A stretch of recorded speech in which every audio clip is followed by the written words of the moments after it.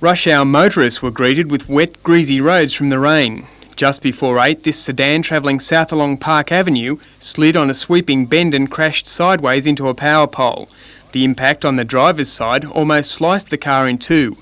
Ambulance rescue paramedics freed its driver, Jocelyn Wright, who'd suffered serious head injuries and multiple fractures. Her father was travelling in another car a short distance behind and witnessed the crash. Police have urged motorists to use caution when roads are greasy.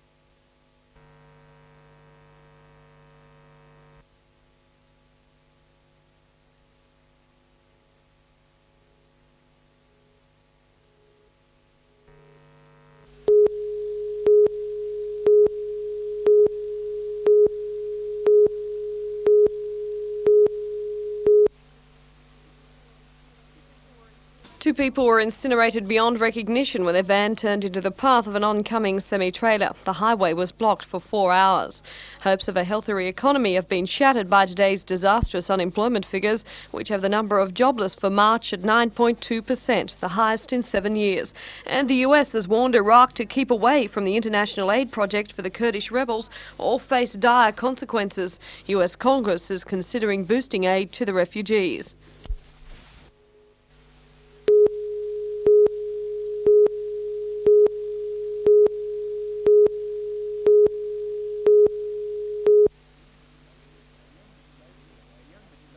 The unmistakable roadhouse near Karua might seem an odd place to find a collection rivalling any in museums and galleries around the world.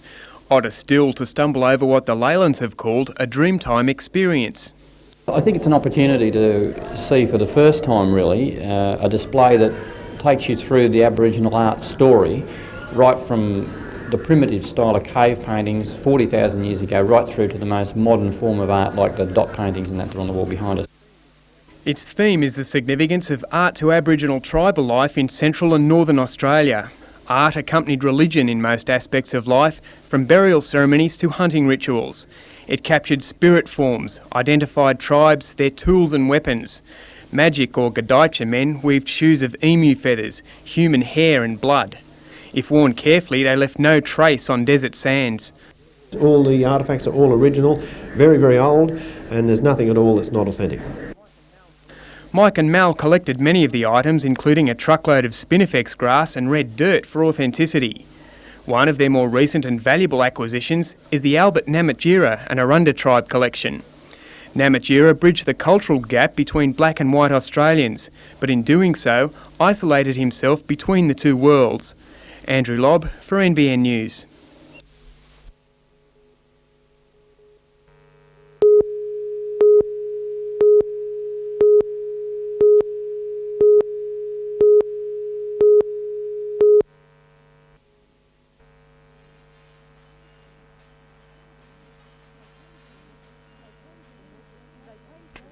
They came to the Morpeth camp from Scone to Lake Macquarie, Year 9 to 12 students keen to hone their musical skills.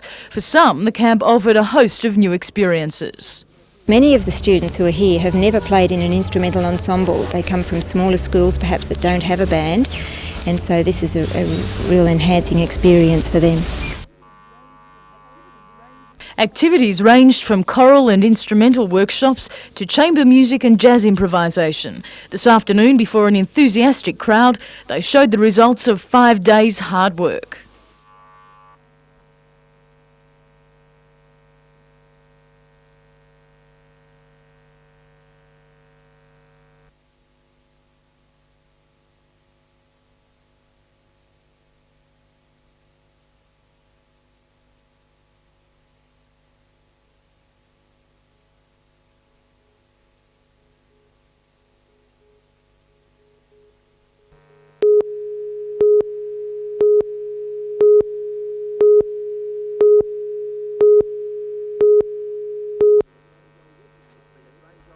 It's been a strange old week in rugby league, with the last round of matches and team performances pushed into the background in preference to another round of let's pick on the referees.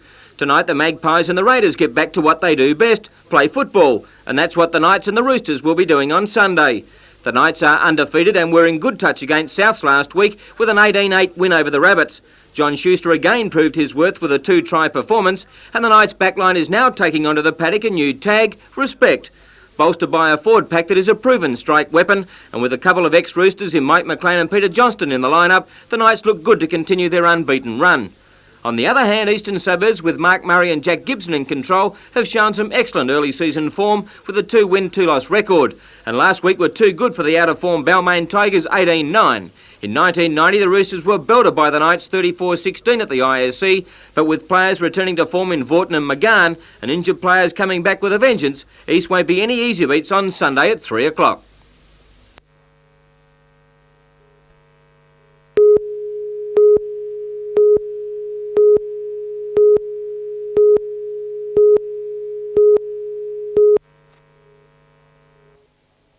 While it may not look like it, this is the new Workers Club main bar, poker machine area and bistro.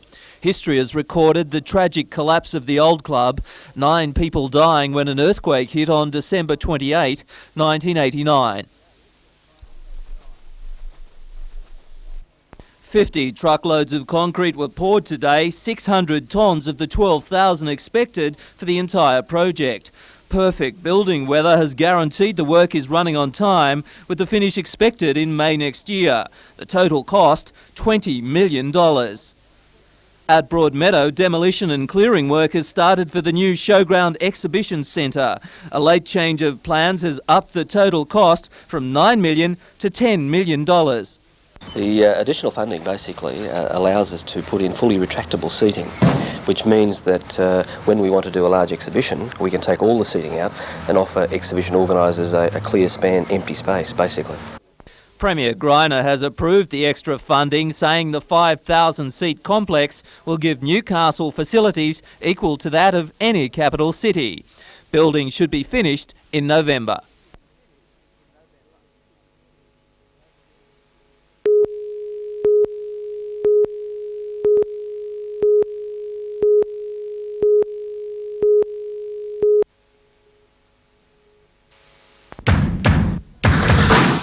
Like it's hot and some sweat when the heat is on.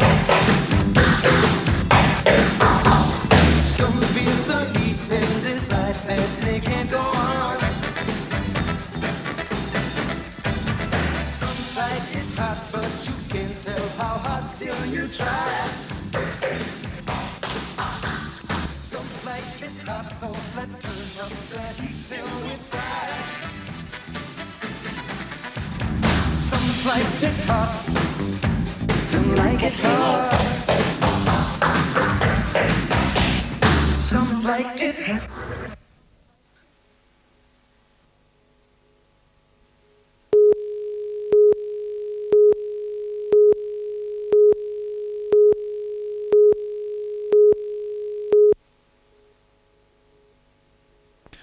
The increasing amount of pollution going into the sea and the numbers of fish being taken out are concerns coastal communities can no longer afford to ignore. The voluntary group Marine Education Society of Australasia has launched a campaign aimed at school children. It's trying to instil an awareness of sensitive marine food chains and the importance of their protection.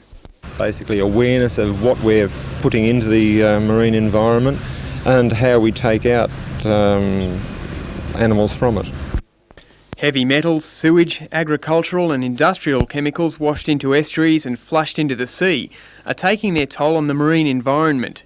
Staff and students of the Bioanalytical Research Group at Newcastle University are trying to find out how local waters are affected.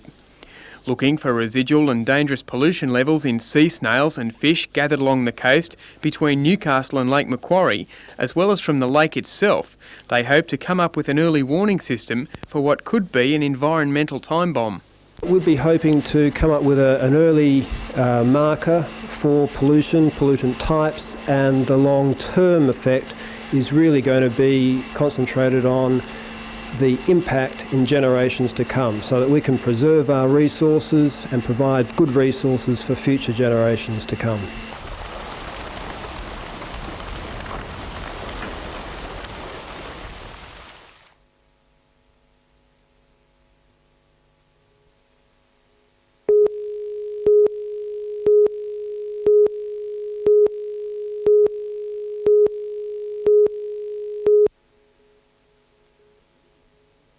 Within the next year, the recycling facility will operate here off Kyle Street in the Rutherford Industrial Estate.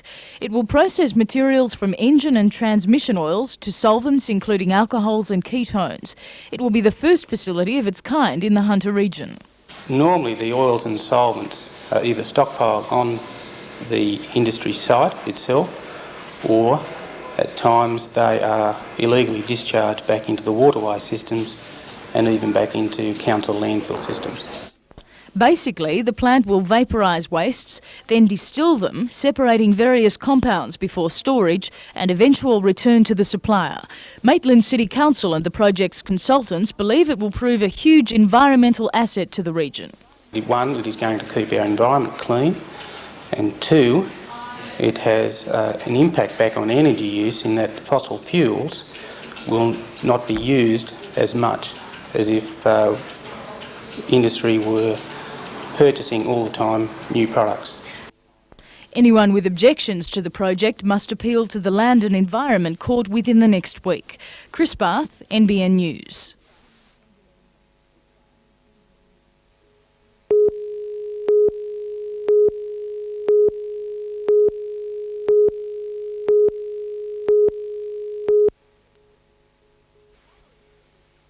Valerie Hayward was supposed to attend her aunt and uncle's 50th wedding anniversary on Saturday night with her mother.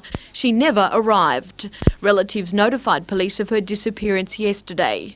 She was last seen around 12 o'clock at the My Florist shop at Charlestown Square, where she bought a bunch of yellow roses as a gift for her aunt.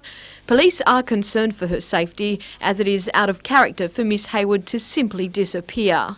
She was wearing a white t-shirt and blue shorts and driving a 1985 white Honda Civic, Queensland registration 768 PXQ. Anyone who saw her on Saturday is urged to contact Wallsend Police.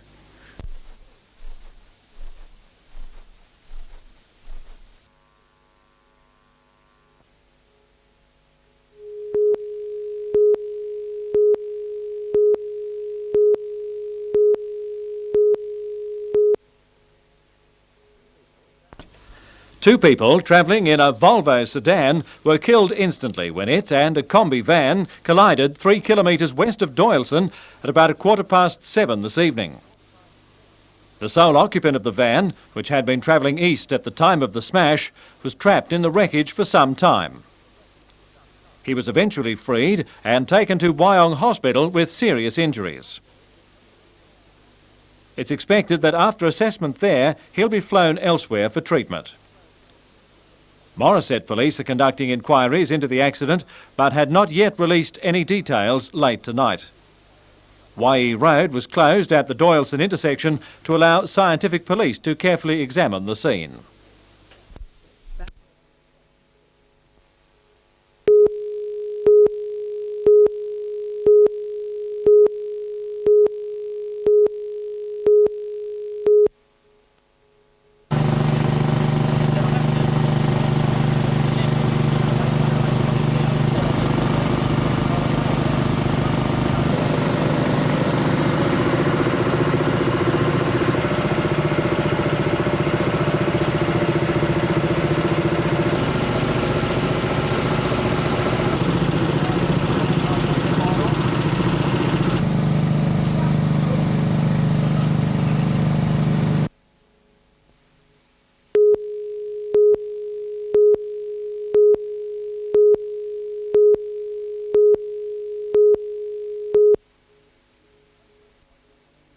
Hundreds of local primary students will be hatching plots of fantasy and adventure and dreaming of dragons, pirates and magicians tonight.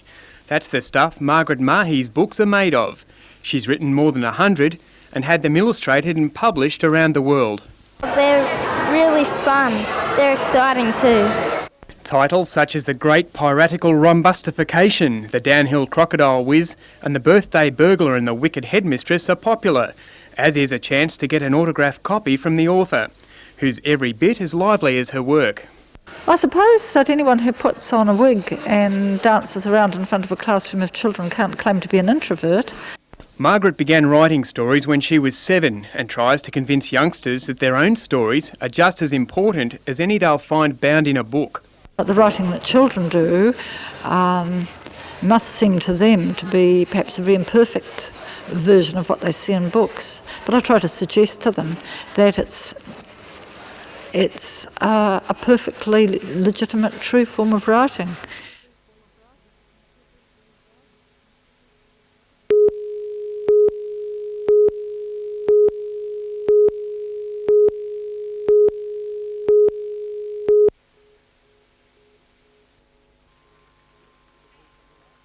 This is the reason basketball is the fastest growing sport in Australia.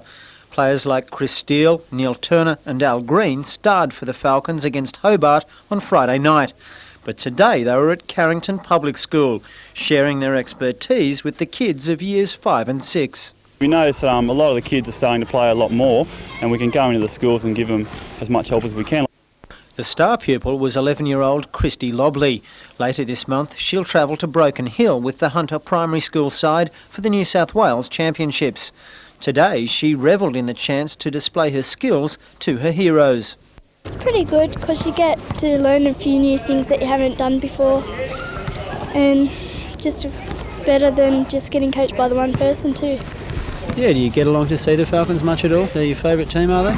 Oh yeah, they're my favourite team, but I don't really get to see them a lot. It was a well-earned break from serious training for the Falcons stars, but their intensity is sure to return in time for this Saturday's clash with Canberra.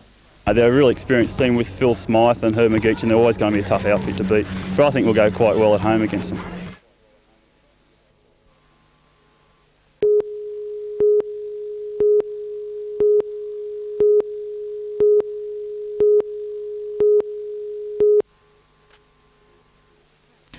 The blue Suzuki hatch belonged to Billie Jean Kirk. According to police, it broke down, so Billie Jean and Andrew Malone left it at the NRMA depot at Mount White on the 22nd of last month, after being told the car had engine trouble.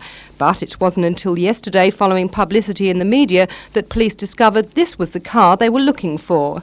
Photos of the couple have been widely circulated, and the last sighting of them was at a King's Cross motel 2 weeks ago. Police have offered a $1,000 reward for information leading to an arrest for the Manson murder. The Englishman's body was found bound and weighted by fishermen off Pulborough Island last month.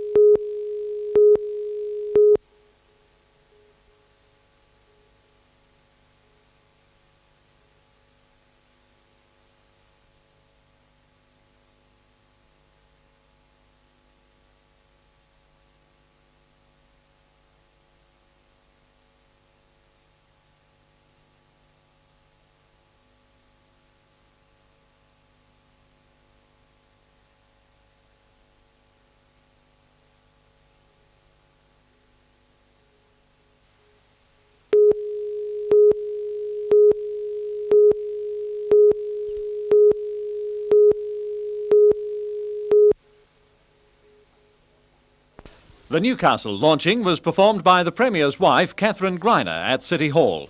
Local business and community leaders were told of the salvo's work and were asked to set the ball rolling. Many of them did, with contributions towards the Newcastle target of $453,000. Any town that can do what you've done in the last 18 months can withstand anything else that comes its way.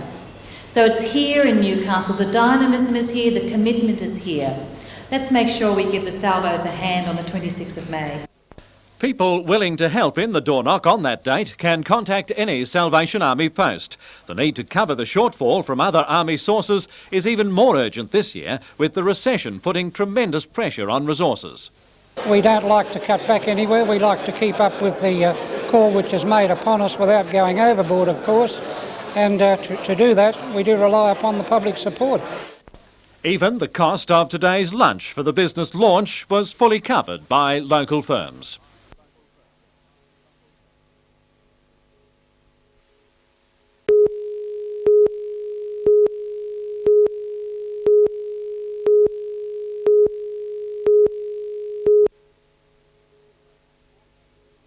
"240 people boarded the old train at Sydney early this morning. An exciting day out for some, for others a giant emotional hurdle. I am having therapy at the moment, and my therapist suggested that it would be a good thing if I went. In May last year, the loaded 3801 was returning from a jazz festival in the Hunter Valley when it was rammed by a commuter train near the Hawkesbury. 6 people were killed and steam rail travel was halted pending an inquiry.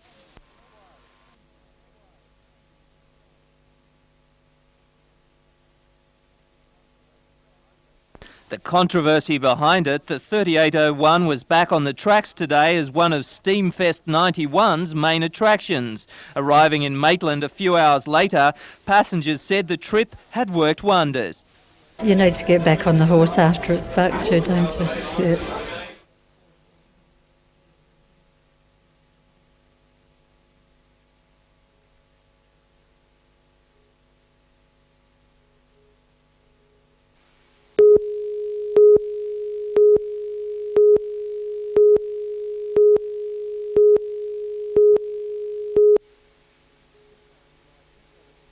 Two cars collided head-on over double white lines on a downhill cutting near the Buchanan turn-off at about 8:30.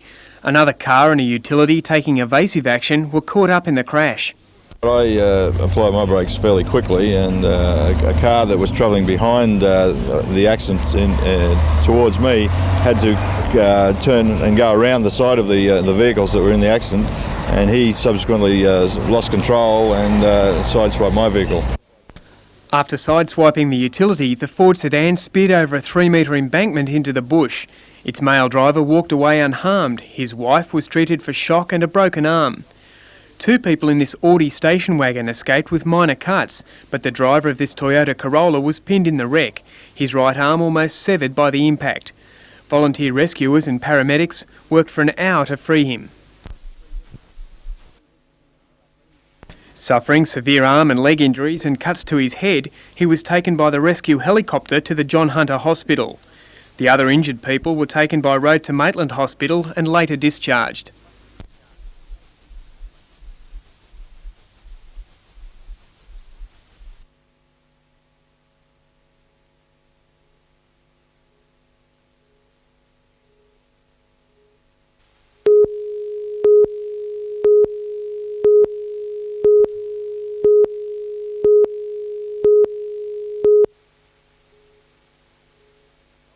It has been obvious for some weeks that the Knights, although without a loss, had been playing below their potential, and at Belmore the wheels dropped off entirely.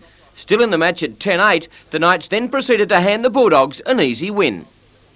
With the errors I'm talking, you know what I mean, losing the ball on the first tackle became a regularity, losing the ball over the try line, unfortunately, and it's sort of things where, you don't need a sledgehammer to squash a grape, they're just obvious, and the guys are certainly smart enough to be able to respond back. For coach Alan McMahon, it was his side that lost the game instead of Canterbury winning it.